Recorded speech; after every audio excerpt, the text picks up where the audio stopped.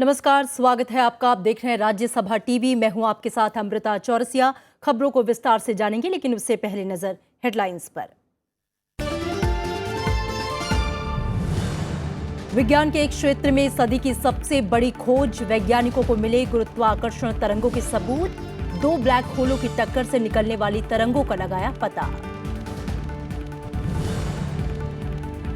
गुरुत्वाकर्षण तरंगों की खोज में भारतीय वैज्ञानिकों का अहम योगदान, संकेतों का गणितीय आंकलन में मिली मदद। ब्रह्मांड के रहस्यों को समझने की दिशा में बड़ी कामयाबी। भारत संयुक्त अरब अमीरात के बीच साइबर सुरक्षा और ऊर्जा समेत 7 समझौते। बुनियादी ढांचे में निवेश करेगा यूएई। मंगल अभियान के लिए भारत से मांगी मदद।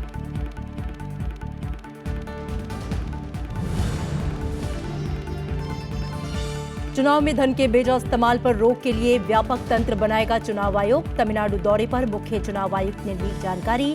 11 एजेंसियां करेंगी निगरानी।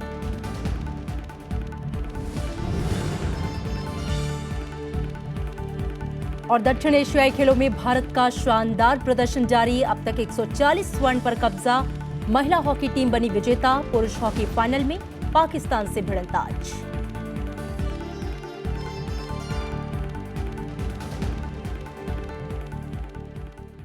खबरें विस्तार से। वैज्ञानिकों को गुरुत्वाकर्षण तरंगों के सबूत मिले हैं। शोधकर्ताओं के मुताबिक अंतरिक्ष में करीब 1.3 अरब साल पहले 2 ब्लैक होलों की टक्कर हुई थी। उनके पदार्थों के परस्पर मिलने से एक विशाल गुरुत्वाकर्षण तरंग पैदा हुई, जो पृथ्वी पर 14 सितंबर 2015 को पहुंची।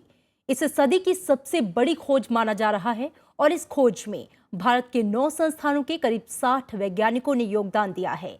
प्रधानमंत्री नरेंद्र मोदी ने इस खोज में भारतीय वैज्ञानिकों के योगदान की सराहना की है। आइंस्टाइन के सापेक्षता के सिद्धांत की खोज के करीब 100 साल बाद वैज्ञानिकों को बेहद अहम कामयाबी हासिल हुई है। वैज्ञानिकों के मुताबिक उन्होंने गुरुत्वाकर्षी तरंगों का पता लगाया है, जिसकी भविष्यवाणी मशहूर वैज्ञानिक एल्बर्ट आइंस्टाइन ने 1 सदी पहले ही कर दी थी। We have detected gravitational waves. We did it. I am so pleased to be able to tell you that. So these gravitational waves were produced by 2 colliding black holes that came together, merged to form a single black hole about 1.3 billion years ago. They were detected by LIGO, the Laser Interferometer Gravitational Wave Observatory. LIGO is the most precise measuring device ever built.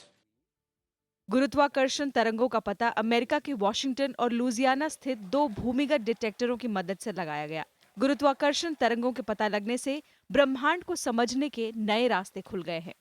ऐसा माना जा रहा है कि इस खोज के बाद इंसान को ब्रह्मांड के चौंका देने वाले रहस्यों के बारे में पता चल पाएगा। We can hear gravitational waves. We can hear the universe. That's one of the beautiful things about this. We are not only going to be seeing the universe, we are going to be listening to it.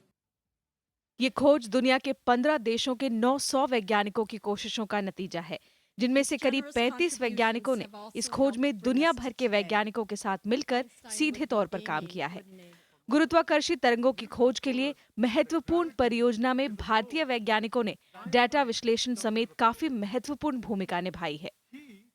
Bureau report, Rajya Sabha TV. अमेरिकी वैज्ञानिकों ने गुरुत्वाकर्षण तरंगों का पता लगा लिया है। गुरुत्वाकर्षी तरंगों की खोज में भारतीय वैज्ञानिकों ने डाटा विश्लेषण समेत काफी महत्वपूर्ण भूमिका निभाई है। प्रधानमंत्री नरेंद्र मोदी ने भारतीय वैज्ञानिकों के योगदान की सराहना की है। गुरुत्वाकर्षण तरंगों का पता लगाने में भले ही अमेरिकी डिटेक्टर इस्तेमाल किए गए, लेकिन भारतीय वैज्ञानिकों की इसमें भूमिका काफी अहम रही। देश के कई संस्थानों के वैज्ञानिकों के दलों ने इस मिशन पर दशकों दिन रात काम किया। प्रधानमंत्री नरेंद्र मोदी ने वैज्ञानिकों के इस अहम योगदान की सराहना की है। प्रधानमंत्री ने अपने संदेश में कहा है कि गुरुत्वीय तरंगों की ऐतिहासिक खोज ने ब्रह्मांड को समझने के लिए एक नया मोर्चा खोल दिया है। इस अभियान के दौरान डिटेक्टर पर मिले संकेतों का गणितीय आकलन करने संबंधी डिजाइन तैयार करने में भारतीय वैज्ञानिकों का योगदान काफी अहम रहा। भारतीय वैज्ञानिकों ने करीब 4 दशक पहले ब्लैक होलों की परस्पर टक्कर के बारे में समझदारी विकसित करने में भी सैद्धांतिक योगदान दिया था। When I made that, it was purely theoretical. At that time, people didn't even know whether the black holes existed. They didn't even know how to find the gravitational waves. So, my own gut feeling was that both will become a reality. But it became reality. Black holes were discovered in another decade or so, and gravity waves, astronomical, came into existence. But now, both have come together and produced this wiggle. Science is not limited by countries. The reason why in India we are excited, and specifically at Arakat we are excited, is because LIGO has been pushing the envelopes of all possible technologies, be it lasers, be it optics, be it seismic isolation, be it complex data acquisition, or even handling large data. Immediate effect that I see is that it is going to push a large number of students into science, which is necessary because we are a large population, and by ratio the amount of science students are very small. Big science projects funding was more difficult in early days and so on. Okay, but these very people have been collaborating with the entire global community of gravitational wave scientists, and therefore the Indian presence was already very strong from the beginning of this. Einstein ने 1916 में गुरुत्वाकर्षण तरंगों के अस्तित्व का अनुमान लगाया था। अपने सापेक्षता के सिद्धांत यानी थ्योरी ऑफ रिलेटिविटी के परिणाम के तौर पर यह बताया था। कैमरामैन सुरेश कुमार और स्मृति रंजन के साथ संजय कुमार, राज्यसभा टीवी, पुणे। और इस मसले पर पुणे से विज्ञान प्रसार के वरिष्ठ वैज्ञानिक टीवी वेंकटेश्वरन हमारे साथ फोन लाइन पर जुड़ रही हैं। बहुत शुक्रिया हमसे बातचीत करने के लिए। आपसे ये जानना चाहेंगे कि वैज्ञानिकों की ये खोज ब्रह्मांड के रहस्य को समझने के लिहाज से कितनी मायने रखती है। इट्स इम्पोर्टेंट डिस्कवरी है, एक महत्वपूर्ण डिस्कवरी है जी। दो विषय हम इस तरह से इसके ऊपर हम बोल सकता है। सो आप big bang, that is birth of universe को आप देखा तो जी, पहला 4 लाख वर्ष में कोई भी प्रकाश नहीं उत्पत्ति हुआ। इसका मतलब है दैट बर्थ ऑफ यूनिवर्स से 4 लाख वर्ष तक हमारा यूनिवर्स में क्या हुआ वो ढूंढना है तो हमारा आमतौर पर टेलीस्कोप यूज नहीं होगा। But if we build a new telescope, ये ग्रेविटेशनल तरंगे के यूज करके अब नया टेलीस्कोप हम बनाया तो जी, उसको हम खोज कर सकता है।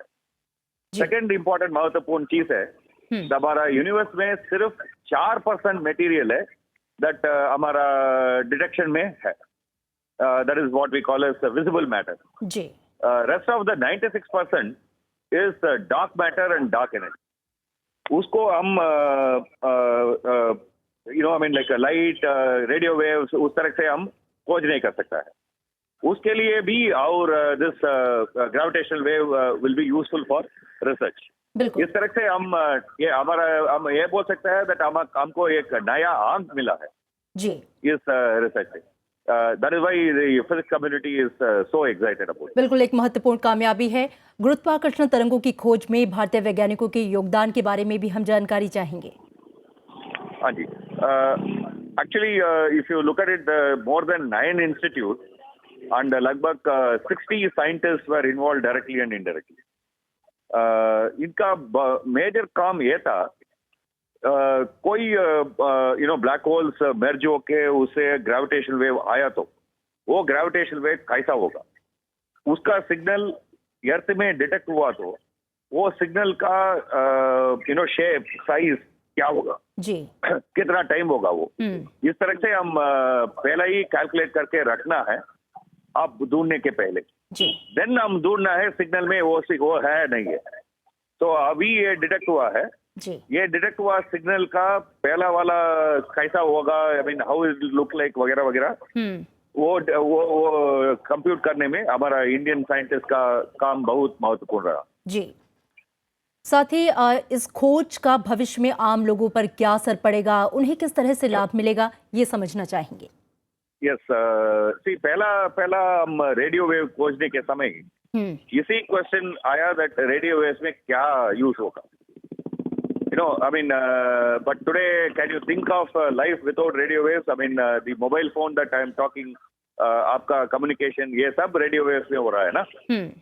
इसी तरह हमको एक नया वेव मिला है बट अभी हम कैसा ये नहीं बोल सकता है दैट इसमें क्या होगा। बट हम हिस्ट्री में देखा तो इस तरह से नया वेव खोजने के बाद हमारा लाइफ में बहुत ज्यादा डिफरेंसेस आया है, नया नया टेक्नोलॉजीज आया है, इंक्लूडिंग मेडिकल टेक्नोलॉजी। ये इस तरह से इसमें क्या आगे होगा हम अभी भविष्यवाणी नहीं दे सकता है, बट ये श्योर है दैट नेचर को हम अच्छी तरह से यूज कर सकता है। बिल्कुल, इस अहम जानकारी के लिए, इस बातचीत के लिए आपका बहुत शुक्रिया।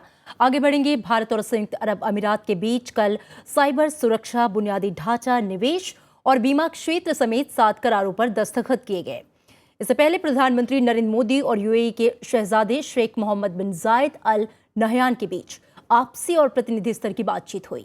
यूएई ने मंगल प्रोजेक्ट में भारत से सहयोग मांगा। यूएई के शहजादे आज मुंबई जाएंगे और भारतीय उद्योगपतियों से मुलाकात करेंगे। दिल्ली के हैदराबाद हाउस में कल प्रधानमंत्री नरेंद्र मोदी और अबू धाबी के शहजादे शेख मोहम्मद बिन जायद अल नहयान की मुलाकात हुई। इसके बाद दोनों देशों के बीच प्रतिनिधिमंडल स्तर की वार्ता हुई। इस दौरान आईएस और आतंकवाद के खतरे पर बातचीत हुई। साथ ही दोनों नेताओं ने समुद्र की सुरक्षा और रक्षा क्षेत्र में द्विपक्षीय सहयोग बढ़ाने के तरीकों पर भी चर्चा की। इसके अलावा तेल और अक्षय ऊर्जा क्षेत्र में विस्तार के साथ ही भारत में यूएई का निवेश बढ़ाना इस बातचीत का मुख्य हिस्सा रहा। यूएई ने अपने मंगल प्रोजेक्ट के लिए भारत से सहयोग मांगा। इसके बाद दोनों नेताओं की मौजूदगी में 7 समझौतों पर हस्ताक्षर किए गए। इनमें साइबर सुरक्षा, बुनियादी ढांचा निवेश, नवीकरणीय ऊर्जा, मुद्रा विनिमय व्यवस्था और बीमा क्षेत्र शामिल हैं। दुबई इकोनॉमिक काउंसिल और एक्सिम बैंक के बीच एक अन्य समझौते पर शुक्रवार को मुंबई में हस्ताक्षर किया जाएगा। इससे पहले गुरुवार को सुबह यूएई के शहजादे का राष्ट्रपति भवन में औपचारिक स्वागत किया गया और उन्हें गार्ड ऑफ ऑनर दिया गया। उसके बाद उन्होंने राजघाट जाकर महात्मा गांधी को श्रद्धांजलि दी। शहजादे शेख मोहम्मद बिन जायद अल नहयान ने राष्ट्रपति प्रणब मुखर्जी से मुलाकात की। राष्ट्रपति ने उनके सम्मान में भोज भी दिया। बाद में उन्होंने उपराष्ट्रपति मोहम्मद हामिद अंसारी से भी मुलाकात की। दोनों नेताओं के बीच द्विपक्षीय मुद्दों पर चर्चा हुई। Bureau report, Rajya Sabha TV. चुनाव आयोग ने तमिलनाडु विधानसभा चुनाव में धन के बेजा इस्तेमाल पर रोक लगाने के लिए व्यापक तंत्र बनाने की बात कही है। विधानसभा चुनाव की तैयारियों का जायजा लेने तमिलनाडु गए मुख्य चुनाव आयुक्त नसीम जैदी ने कहा कि चुनाव आयोग धन, शराब और उपहार दिए जाने के समय की समीक्षा करेगा और इसके लिए 11 एजेंसियां बनाई गई हैं। चेन्नई में सभी राजनीतिक दलों के प्रतिनिधियों से मुलाकात के बाद उन्होंने प्रेस कॉन्फ्रेंस में मतदाता सूची में सुधार के लिए 2 हफ्ते का अभियान चलाने की भी बात कही। Political parties have advised us, have requested us that all-out efforts must be made and an effective mechanism should be evolved to check the influence of money for further purification of electoral roll, and therefore the Commission has directed that there would be a special purification drive from 15th February to 29th February. Congress अध्यक्ष सोनिया गांधी के रायबरेली दौरे का आज दूसरा दिन है। वो कल संदी नागिन गांव पहुंची और ग्रामीणों की समस्याएं सुनी। उन्होंने खराब फसल की स्थिति का भी जायजा लिया। बाद में उन्होंने पंचायत चुनाव में निर्वाचित सदस्यों से मुलाकात की और समस्याएं भी सुनी। आज सोनिया गांधी सांसद निधि से यूपीए सरकार के दौरान निर्माणाधीन बड़ी परियोजनाओं की प्रगति की समीक्षा करेंगी। रायबरेली से सांसद सोनिया गांधी का अपने क्षेत्र में यह दौरा 5 महीने बाद हो रहा है। और लांस नायक हनुमंत थप्पा का कर्नाटक के धारवाड़ में आज पूरे राजकीय और सैनिक सम्मान के साथ अंतिम संस्कार किया जाएगा। इससे पहले लोग देश के इस वीर सपूत का अंतिम दर्शन कर रहे हैं। सियाचिन हिमस्खलन हादसे में जिंदा बचे हनुमंत थप्पा का कल दिल्ली के सेना अस्पताल में निधन हो गया था। शहीद हनुमंत थप्पा के निधन पर राष्ट्रपति, उपराष्ट्रपति, प्रधानमंत्री समेत कई हस्तियों ने शोक जताते हुए श्रद्धांजलि दी। मद्रास रेजिमेंट की 19वीं बटालियन के जवान हनुमंत थप्पा 3 फरवरी को सियाचिन में अपने 9 साथियों समेत हिमस्खलन की चपेट में आ गए थे। 6 दिनों बाद बचाव दल ने उन्हें 35 फीट बर्फ के नीचे से जिंदा निकाला था। अरुणाचल मामले में सुनवाई करते हुए गुरुवार को सुप्रीम कोर्ट ने कहा कि राज्यपाल विधानसभा स्पीकर के अधिकारों का प्रयोग नहीं कर सकते। राज्यपाल जेपी राजखोवा की तरफ से फिर से कोर्ट के सामने उनका पक्ष रखा गया, जिसमें उन्होंने राष्ट्रपति शासन की सिफारिश को लोकतंत्र की रक्षा के लिए उठाया गया कदम बताया। सुप्रीम कोर्ट की 5 सदस्यों की संविधान पीठ इस मामले की सुनवाई कर रही है। सुप्रीम कोर्ट ने यौन शोषण और दुष्कर्म पीड़ितों के लिए सभी राज्यों को समान मुआवजा नीति बनाने का निर्देश दिया है। अदालत ने सभी राज्यों और केंद्र शासित प्रदेशों को निर्देश दिया है कि ऐसी पीड़िताओं के लिए गोवा की तर्ज पर मुआवजा नीति बनाए। गोवा में दुष्कर्म पीड़िता को 10 लाख रुपए मुआवजा दिए जाने की नीति है। न्यायमूर्ति MY इकबाल और न्यायमूर्ति अरुण मिश्रा की पीठ ने छत्तीसगढ़ के एक मामले में दुष्कर्म के दोषी की याचिका खारिज करते हुए ये निर्देश दिया। टेरी ने ब्यूरो ऑफ एनर्जी एफिशिएंसी के पूर्व डायरेक्टर जनरल अजय माथुर को संस्था का नया महानिदेशक नियुक्त कर दिया है। यौन शोषण के आरोपों का सामना कर रहे RK पचौरी को प्रमोशन देकर टेरी का कार्यकारी उपाध्यक्ष बनाए जाने पर विवादों के बीच संस्था ने अजय माथुर की नियुक्ति की है।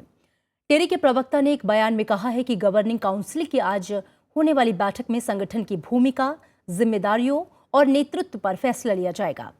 और इसी बीच नियुक्ति पर उठ रहे विवादों के मद्देनजर पचौरी छुट्टी पर चले गए हैं।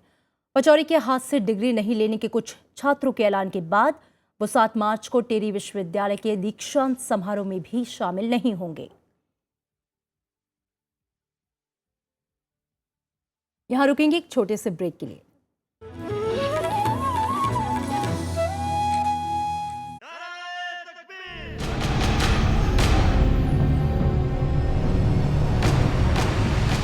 शायद मुझसे ऐसा कोई काम हो जाए जिससे किसी भी लोगों के पल्ले में कोई अच्छाई पड़ गई तो मैं समझूंगा कि मेरी आखिरत संवर गई। पता है हमारे ये छोटे छोटे मंसूबे क्यों नाकाम हो रहे हैं?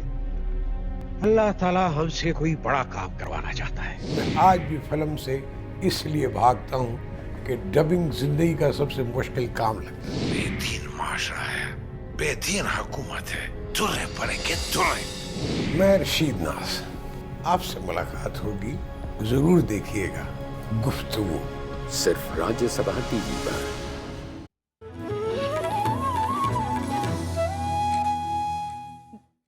ब्रेक के बाद स्वागत है आपका। पाकिस्तानी मूल के अमेरिकी नागरिक डेविड कोलमैन हेडली का आज चौथे दिन भी गवाही जारी है। आज उसने कहा कि 26/11 हमले में मुंबई एयरपोर्ट को निशाना नहीं बनाए जाने पर लश्कर ने नाखुशी जताई थी। इससे पहले कल उसने बड़ा खुलासा करते हुए कहा कि 2004 में पुलिस मुठभेड़ में मारी गई इशरत जहां लश्कर की आतंकवादी थी। 26/11 को मुंबई में हुए आतंकवादी हमले की जांच कर रही अदालत में हेडली ने गुरुवार को कहा कि उसने इशरत जहां का नाम सुना था और जकीर रहमान लखवी ने उसे बताया था कि इशरत आत्मघाती दस्ते की सदस्य थी। उसने तुरंत कहा कि इशरत जहां ये नाम मैंने सुना था और पुलिस के चकमक में मारी गई थी, इसलिए मुजम्मिल भट्ट को जकीर रहमान लखवी कोस रहा था। ये बात उसने आज बताई। हेडली ने अदालत को यह भी बताया कि 26/11 हमले को कराची में लश्कर के मुख्यालय से नियंत्रित किया जा रहा था और हमलावर पल पल उनके संपर्क में थे। हेडली के वकील महेश जेठमलानी ने भी कहा कि अपने बयान में हेडली ने लश्कर और ISI के 26/11 हमले में शामिल होने की महत्वपूर्ण बातें साझा की हैं। नवंबर 2008 से 28 नवंबर 2008 तक 3 दिन जो हमला चल रहा था, उस हमला में हमलावर कोई उनके आका से, उनके हैंडलर से फोन से बातचीत करते थे। हमारी इंटेलिजेंस एजेंसी ने ये फोन कॉन्वर्सेशन पूरा इंटरसेप्ट किया था और ये बात स्पष्ट हुई थी कि अटैकर्स को पाकिस्तान से इंस्ट्रक्शन मिलती थी, जिससे आज डेविड ने कोरॉबरेट किया है। हेडली के बयान से पुख्ता हो गया है कि मुंबई में आतंकवादी हमले में पाकिस्तान के कई महकमे मिले हुए थे और वो लश्कर के आतंकवादियों को लंबे समय से ट्रेनिंग दे रहे थे। यही वजह है कि पाकिस्तान के साथ भारत के संबंध लगातार खराब हो रहे थे। अखिलेश सुमन, राज्यसभा टीवी। और इस बीच पाकिस्तान के पूर्व राष्ट्रपति परवेज मुशर्रफ ने भी माना है कि ISI लश्कर और जैश आतंकियों को प्रशिक्षण देती है। इंडिया टुडे टीवी से साक्षात्कार में उन्होंने कहा कि भारत में आतंकी हमले तब तक नहीं रुकेंगे जब तक कश्मीर के मुख्य मुद्दे पर ध्यान नहीं दिया जाता। पठानकोट हमले के बाद रुक गई विदेश सचिव स्तर वार्ता के बारे में पूछे जाने पर मुशर्रफ ने कहा कि मुझे नहीं लगता कि हम इस मुख्य मुद्दे पर आगे बढ़ेंगे।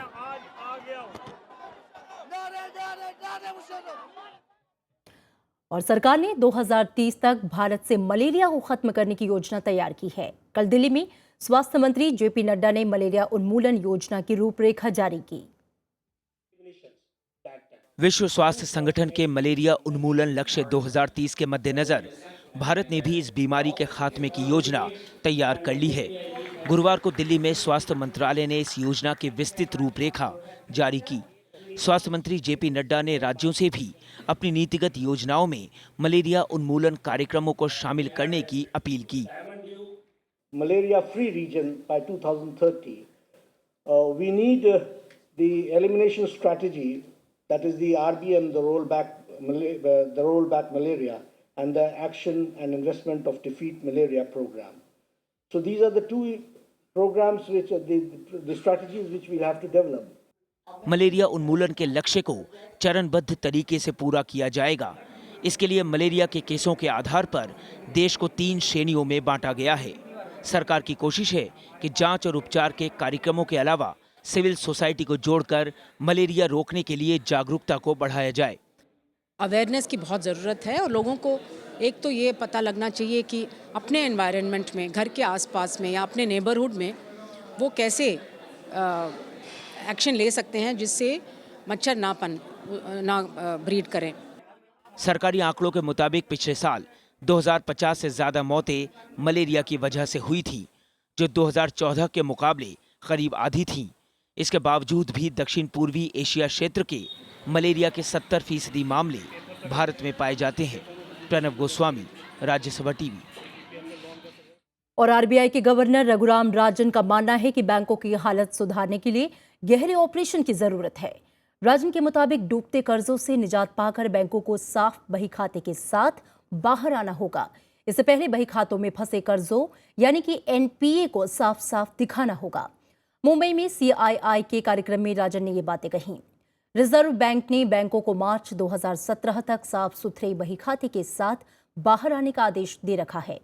इसकी वजह से सरकारी बैंकों के तिमाही नतीजे बेहद खराब आए हैं।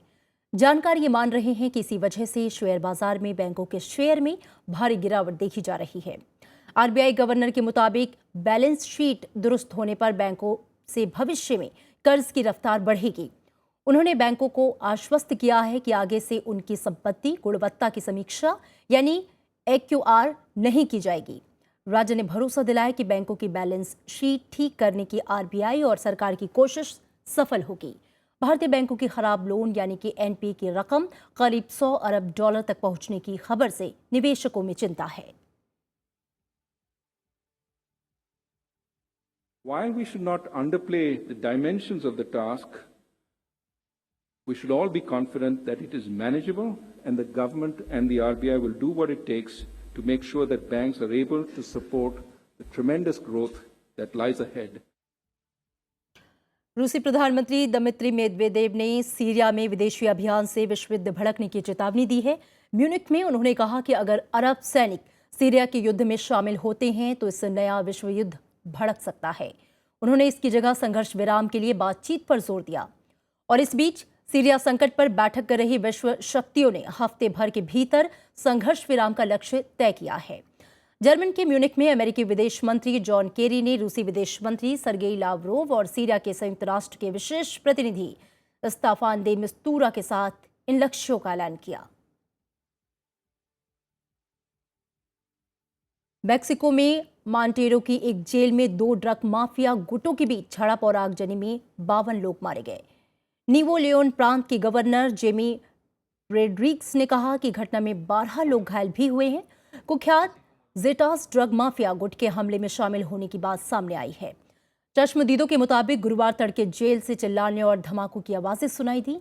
कारागार में हिंसा की वजह का अभी तक पता नहीं चल पाया है। जेल में बंद लोगों के रिश्तेदार जेल के बाहर बड़ी तादाद में इकट्ठा हैं और अपने लोगों के बारे में जानकारी नहीं मिलने से नाराज हैं।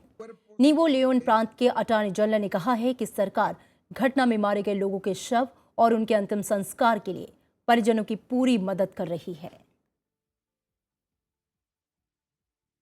और अब खेल जगत से जुड़ी हुई खबरें। 12वें दक्षिण एशियाई खेलों में भारतीय खिलाड़ियों का शानदार प्रदर्शन जारी है। निशानेबाजी और एथलेटिक्स में शानदार प्रदर्शन की बदौलत भारत के स्वर्ण की संख्या 140 तक पहुंच गई है। गुरुवार को भारतीय खिलाड़ियों ने 22 स्वर्ण पदक अपने नाम किए। अब तक 140 स्वर्ण जीतकर भारत ने 2006 में 118 स्वर्ण जीतने के रिकॉर्ड को पीछे छोड़ दिया है। कल एथलेटिक्स में भारत को 11 स्वर्ण मिले। सुमन देवी को महिला जेवलिन में दो और आर महेश्वरी को पुरुष ट्रिपल जंप में स्वर्ण मिला। ओम प्रकाश ने गोला फेंक में तो पीयू चित्रा ने 1500 मीटर महिला दौड़ में स्वर्ण अपने नाम किया।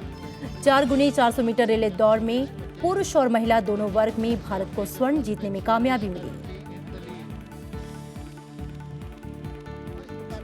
भारतीय महिला हॉकी टीम स्वर्ण जीतने में कामयाब रही। गुवाहाटी में खेले गए फाइनल मुकाबले में भारतीय महिला टीम ने श्रीलंका को एक तरफा मुकाबले में 10-0 से हरा दिया। पहले हाफ तक महिला टीम 6-0 से आगे थी।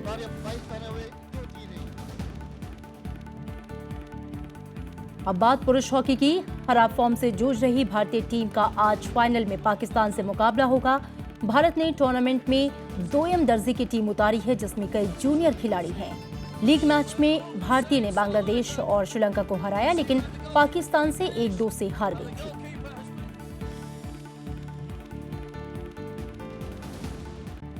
और अब एक नजर पदक तालिका पर। 140 स्वर्ण, 78 रजत और 20 कांस्य पदक के साथ 238 पदक जीतकर शीर्ष पर बरकरार है।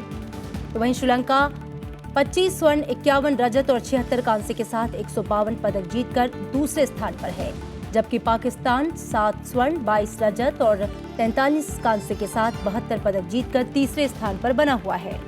तो बांग्लादेश 4 स्वर्ण, 10 रजत और 41 कांस्य के साथ 55 पदक जीतकर चौथे नंबर पर है। हिंदी फिल्मों के मशहूर चरित्र अभिनेता और खलनायक प्राण साहब की आज जयंती है। 12 फरवरी 1920 को जन्मे प्राण साहब की पर्दे पर खलनायक की भूमिका और संवाद अदायगी की विशेष शैली आज भी लोग भूले नहीं हैं। 40 के दशक में फिल्मी सफर का आगाज करने वाले प्राण की मधुमती, जिस देश में गंगा बहती है, जाने मेरा नाम, कालिया, डॉन और शराबी काफी कामयाब फिल्म रहीं। जंजीर में शेर खान का किरदार आज भी दर्शकों के दिलों में बसा है। फिल्म उपकार में उन्होंने चरित्र अभिनेता की पारी का आगाज किया। फिल्मों में योगदान के लिए प्राण साहब को दादा साहब फाल्के और पद्म भूषण समेत कई पुरस्कारों से सम्मानित किया गया। 12 जुलाई 2013 को उन्होंने दुनिया को अलविदा कह दिया। आज फिर किसी कैदी ने भड़का दिया है क्या? हाँ, है एक कैदी। सांप से खेलने वालों को ये याद रखना चाहिए कि किसी किसी सांप के कांटे का कोई मंत्र नहीं होता। तुम हमें धमका रहे हो धनीराम? खामोश! लूट मार करना हमेशा पाप है। कि ये धर्मात्मा लोग कभी कभी भगवान को भी धोखा देते और ऊपर से गाते हैं, मैं मूर्ख क्या जानू मैंने क्या खोया क्या पाया। यारी है ईमान मेरा, यार मेरी जिंदगी, प्यार हो बंदों से ये प्यार हो। और चलते चलते नजर हेडलाइंस पर। विज्ञान के एक क्षेत्र में सदी की सबसे बड़ी खोज, वैज्ञानिकों को मिले गुरुत्वाकर्षण तरंगों के सबूत। 2 ब्लैक होलों की टक्कर से निकलने वाले तरंगों का लगाया पता।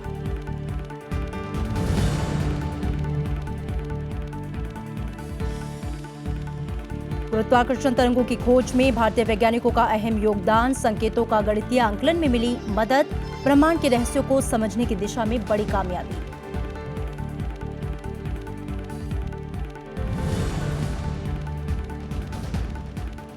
भारत संयुक्त अरब अमीरात के बीच साइबर सुरक्षा और ऊर्जा समेत 7 समझौते। बुनियादी ढांचे में निवेश करेगा यूएई, मंगल अभियान के लिए भारत से मांगी मदद।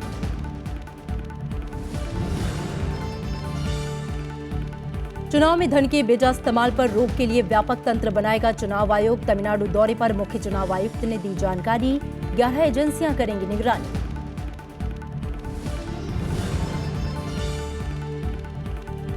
और दक्षिण एशियाई खेलों में भारत का शानदार प्रदर्शन जारी। अब तक 140 स्वर्ण पर कब्जा।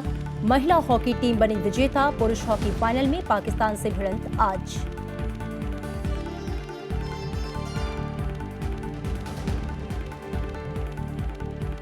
फिलहाल खबरों में इतना ही। आगे देखिए देश देशांतर।